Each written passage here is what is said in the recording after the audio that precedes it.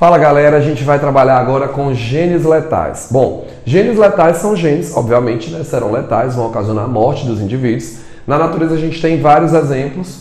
Pelagem de roedores é o exemplo que a gente vai utilizar para discutir esse assunto. Albinismo em planta, se a planta não tiver pigmento, não consegue captar energia luminosa, vai morrer. E a acondroplasia em humanos, que é um caso de nanismo, onde a gente pode ter aí também a letalidade a depender da dose do gene no indivíduo. Quando a gente vai trabalhar com essa situação, o que a gente vai ter? Eu vou pegar aqui o gene Pzão, que é o gene para a cor amarela, e o gene Pzinho, que é o gene para a cor preta. E nós vamos fazer um cruzamento clássico entre dois heterozigóticos e a partir desse cruzamento seria esperado encontrarmos um indivíduo homozigoto dominante, dois indivíduos heterozigóticos e um indivíduo homozigoto recessivo. A proporção fenotípica esperada era uma proporção de 3 com a característica dominante e 1 com a característica recessiva, ou seja, 3 amarelos e 1 preto. E a proporção obtida era uma proporção fenotípica de 2 para 1. O que foi que nós descobrimos, enquanto ciência? Que esse indivíduo aqui era um indivíduo que morria, porque esse gene Pzão está ocasionando a morte. Então, quando a gente para analisar esse resultado aqui, a proporção fenotípica obtida a partir desse cruzamento era uma proporção de 2 para 1, caracterizando isso aqui como um caso de genes letais.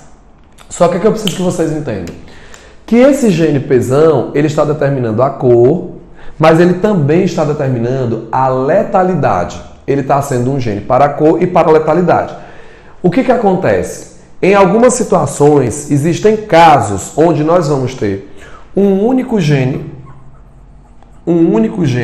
sendo responsável pela manifestação de mais de uma característica. Quando um único gene ele é responsável pela manifestação de várias características ao mesmo tempo, nós vamos chamar esse gene de gene pleiotrópico. Então, isso é um caso de pleiotropia. O que é pleiotropia ou efeito pleiotrópico? É quando um único gene é sozinho responsável pela manifestação de várias características ao mesmo tempo.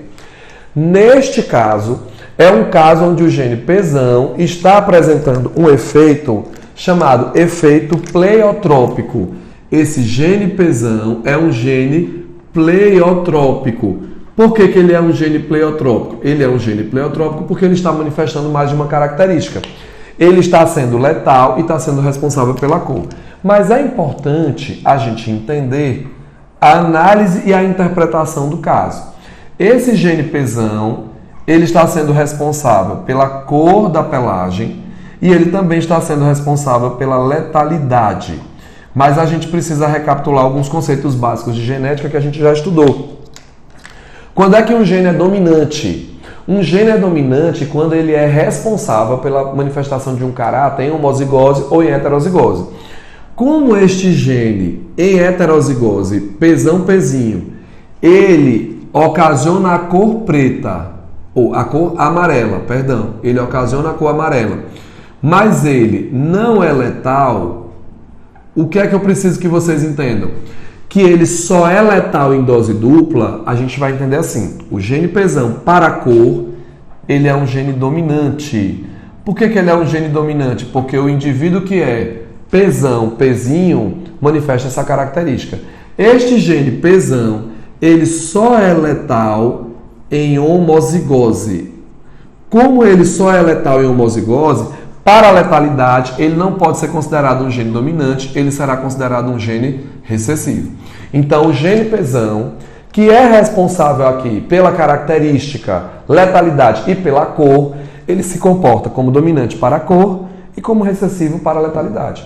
Então, gente, essa é a nossa análise sobre o caso de genes letais e sobre pleiotropia. Pleiotropia, a gente repete, é quando um único gene é responsável pela manifestação de várias características ao mesmo tempo.